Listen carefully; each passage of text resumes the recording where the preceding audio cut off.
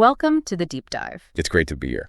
So today we're jumping into what I think is a really powerful story about leadership failure. It's from Joshua chapter 9. A huge failure. And it's all about making these massive, life-altering decisions based on, well, just what things look like on the surface. Exactly. And the context here is so important. Israel has just had these incredible victories at Jericho and Ai. They're feeling pretty confident. Maybe a little overconfident. Yeah. All the surrounding kings are banding together to fight them. But this one group, the Gibeonites, they decide to try a totally different tactic. Deception. Pure tactical deception. Mm-hmm. And the whole story really hinges on this one line in verse 14. It just says, the men took some of their provisions, but did not ask counsel from the Lord. And that's it, isn't it? That one omission, the whole disaster unfolds from there. It really does. I mean, Yeah. Let's just talk about how crafty this deception was. Yeah, break it down. So the Gibeonites show up, and they pretend to be from a very distant country.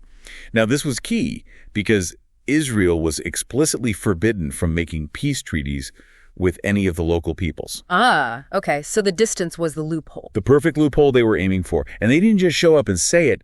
They came with props. It was like a whole stage production. Right. This is the amazing part. The visual evidence they brought. It's so meticulous. We're talking worn-out sacks, torn and mended wineskins. Patched up sandals, clothes that were practically rags. And the bread, this is my favorite detail. Yeah. They brought bread that was dry and had crumbled, and they claimed it was warm right out of the oven when they left home. It's just such a compelling illusion. They built this entire backstory you could see and touch. And what's fascinating is that the Israelites were suspicious at first.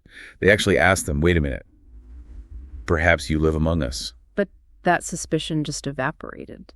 It did. The proof, the worn out stuff. Yeah. It was just so convincing that they stopped investigating. They saw what looked like confirmation and just ran with it. Which brings us right to the core mistake. Why? I mean, after all the miracles they'd witnessed, why would they rely only on their own assessment?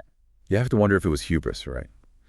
But I think it's more of a procedural failure, a breakdown in their own system of governance. What do you mean by that? A procedural failure? Well, we have to remember, Joshua wasn't Moses. Moses spoke with God directly. Joshua was specifically commanded, this is back in the book of Numbers, to inquire of the Lord through the priest for major decisions. So there was a protocol in place. A very clear protocol. Mm.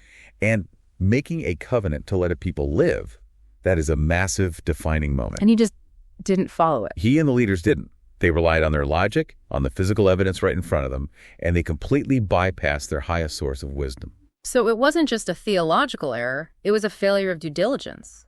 They got the pitch and signed the contract without running the background check. And that translates so directly to our world today. Oh, absolutely. We face these incredibly complex issues, vetting a huge merger, making a high-stakes investment, and we rely on logic, on our spreadsheets. And if we decide that external counsel, whether that's an expert or even spiritual guidance, is sort of outdated, then we're relying on incomplete data. Yeah. You're looking at the glossy annual report, the modern equivalent of those worn-out provisions, and you assume it's the whole story. you're inherently missing the context. Right. So if we believe there's a source of wisdom that sees more than we do, then the response has to be the same.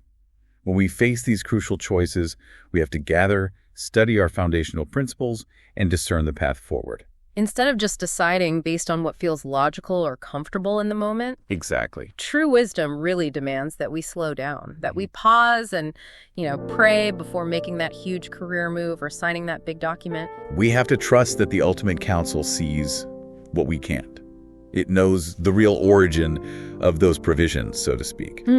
So maybe here's the thought to leave with everyone. If God promises to answer when we call, Yeah. what does it really reveal about our own trust when we choose to sign the contract or make the big move before we even ask? That's a challenging thought. What critical decision are you making right now based only on what you can see?